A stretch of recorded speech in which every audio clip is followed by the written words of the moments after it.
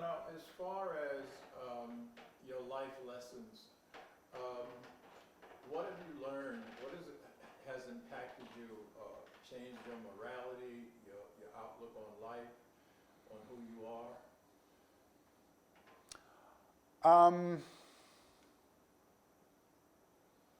I started out, I don't want to say I started out life, but when I left my parents' house at the age of 18 and went to college, I ended up being a music major at Harvard, which is not an obvious thing to major in there, but I was quote unquote following my passions, and I was very passionate about music, specifically classical music. And I continued that in terms of studying and performing and composing in Germany. So I think that, I'm not sure where that impact came from. I kind of followed my passions.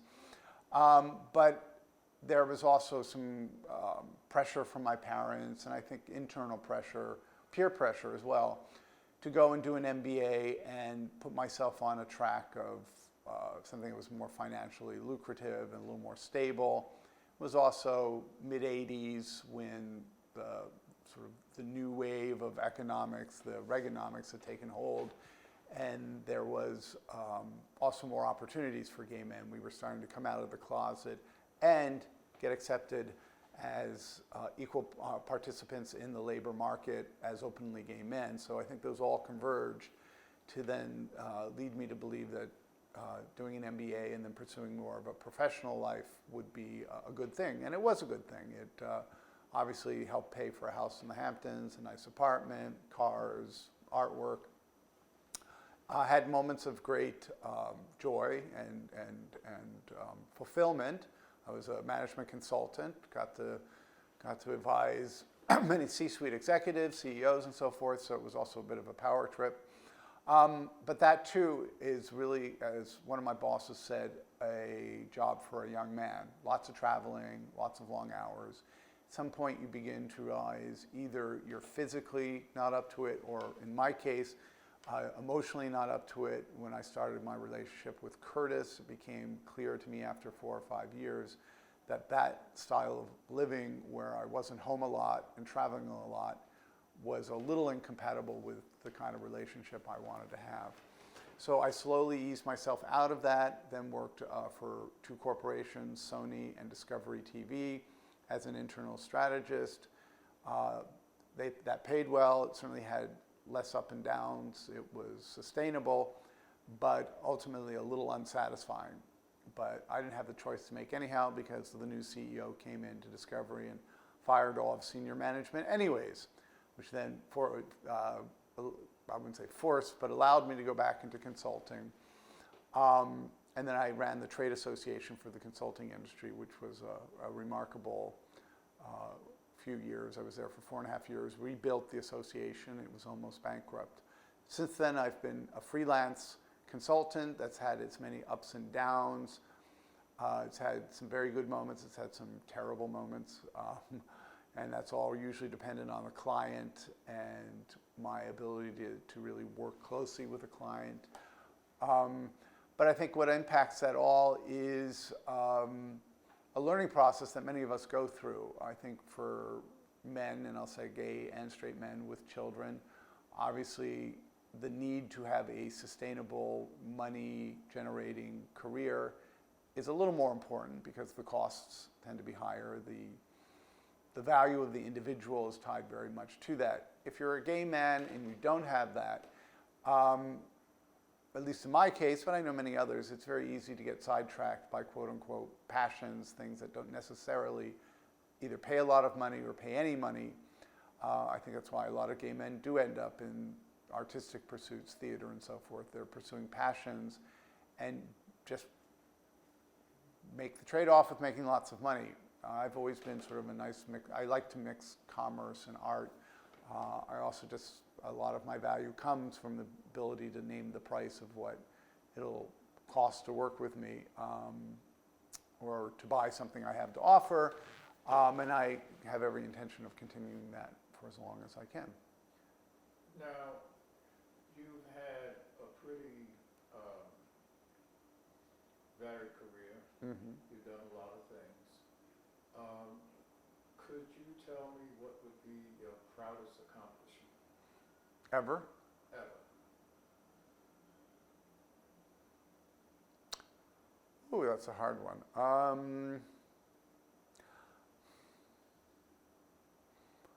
I don't know if it's the I have had moments because I am a very creative individual in terms of wanting to create things. There have been moments in my life where I've created something that I felt just hit it on the hit the nail on the head for what I was intending to do. A couple pieces of music I wrote in my 20s come to mind. A couple of projects that I thought just totally nailed it, at least for me personally. Again, the consultant and the client don't always agree on what's good or what's relevant or what's considered excellence, but those have been moments. Was it the greatest achievement? I think my greatest achievement has been the ability and the flexibility to transform my life when it had to be transformed. I changed in my late 20s from being a composer to being a businessman / management consultant. A lot of people didn't believe it could be done. I did it. I was successful. Well, actually, I was more successful as a consultant than a composer. And within being a consultant, I've had a lot of flexibility to try many different things out, either kinds of clients or kinds of projects and so forth. So I think I'm intellectually flexible. I understand what it means to take a left turn when it's least expected and make it work. Landmark is certainly helping me with the current transformation that I'm undergoing. It's been the hardest one.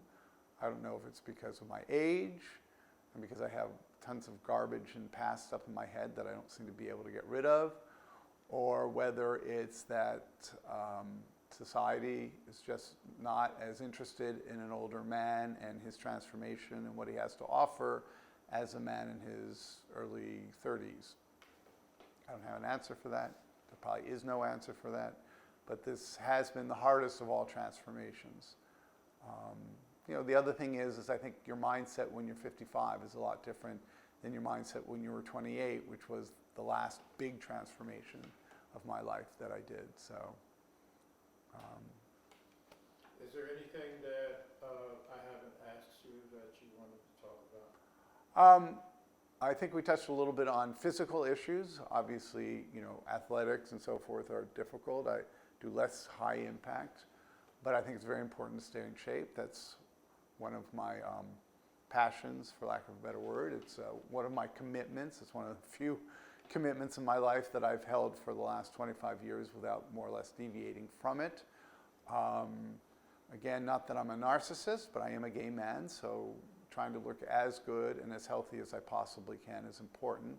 Staying in shape is one of those. Plus, one of my greatest joys is to hop on my bicycle on a warm day like the one we're having now, bicycle through Brooklyn, stopping off places, having a little bit to eat here and there, and doing that for several hours. Not only does it allow me to explore Brooklyn, but it allows me to do something physical and exercise that's good for me. Plus, I love to eat, and it lets me discover all the fine restaurants we have in Brooklyn. And finally, how would you like to be remembered, John? Whoa, okay, that's a big closing one. I think, let me start with how I think I'll be remembered, and then I'll tell you whether or not I'm happy with that. I think I will be remembered as someone who took a lot of joy in life and pretty much did what he wanted to do without too much concern for whether it was the right thing or the wrong thing at that moment to do, whether it was appropriate or not appropriate, or even feasible. And I suppose I can say that both in the positive and the negative sense. And I'm pretty proud about that, I guess. I think I still would like to be remembered for one or two big accomplishments. One of my bucket lists is to write a novel and publish it. I'd be happy if it was a great novel that people really responded to. It'd be nice to have that on my tombstone, author of such, such, such. So I still feel I have one or two great things, big things to do that maybe might define who I am. But at heart, I haven't stood on ceremony when it's come to my own life. I've pretty much pursued my passions. I've been allowed to pursue my passions. I've been paid for my passions. So I assume that's what's going to be remembered, and that makes me pretty happy. Excellent. Any closing thoughts? Anything else? I think, the one thing that I think a lot about is what's going on in the medical community and the impact it's having on our lives. There is absolutely no question that we're all growing to be much older, in some cases much, much more older than we would have even 50 or 60 years ago. Despite the infant mortality rate, which influences statistics, the fact is that at the age of 55, I act and look probably more like a 35-year-old until I look in the mirror and realize I'm not 35. But I think that goes for many people. We have so much medicine, so much technology that allows us to live life fully much longer, those of us who have access to it. So I think, one of the big questions society is currently addressing, but could address better, is this whole question of what is a fulfilling life when you're in your 80s and your 90s with not much prospect of slowing down in the traditional sense, or even not facing death. Does society know how to make us feel like we're being productive? Do we know how to make ourselves feel productive? Has society figured out and the government figured out how we can still be net contributors to the economy and not takers from the economy? I think this is one of the most pressing concerns in the 21st century, is with the aging population, is to understand how to address our needs, but more importantly, address our desires to continue to contribute in very meaningful ways. That's a big topic that goes through my head, and I think about it. Maybe I'll write a short story about it or a book. I would be interested because that is my project. As you mentioned, we're living on average of 30 years or more, longer. And I think I mentioned to you before that by the year 2050, projected by the Census Bureau, people over 65 would be 72% of the population. Right. So what you mentioned is very on point, that figure out a way we can still be considered contributors rather than takers. Yeah. And not just not considered, but we are actually contributors. Yes. That contributors in ways that we were contributors in our 30s and 40s. That we can be an economic engine and not be a taker of Social Security, that we still can pursue careers that fundamentally are lucrative, that we are accepted as equals to a much younger set of people who, quote unquote, may have more energy, but don't necessarily have the skills and experience that we have. So would you say the emphasis for achieving that goal would be more on the senior community itself or with the government? I think at the end of the day, you have to be a cause in the matter for your own personal life. And if you are committed to a productive, economically healthy lifestyle, even at the age of 70 or 80, it is incumbent upon you to do that. And I have many friends who recognize that and are still very active in their careers. So it has to start with that. But there are certain conditions that have to be set. There have to be certain awareness and understanding among business leaders, the government, and so forth, that we are a resource. And that, barring any major regulations, which is unfortunately how the U.S. government handles a lot of this, which has been very productive in the past in terms of affirmative action and non-discriminatory, laws of anti-discriminatory laws, which also includes ageism as a non-defensible act. There have got to be some things that are also put in place so that it eases the way for those seniors who indeed want to stay active, want to contribute economically and so forth, so that we don't get discouraged and depressed so quickly with the thought that maybe society is working against us. But again, that often is just a story we play in our head. There's enough example of seniors who are highly productive by all measures, way into their 80s or 90s. So I do think it does start with the individual. Well, John, thank you so much for being so gracious to grant me this interview and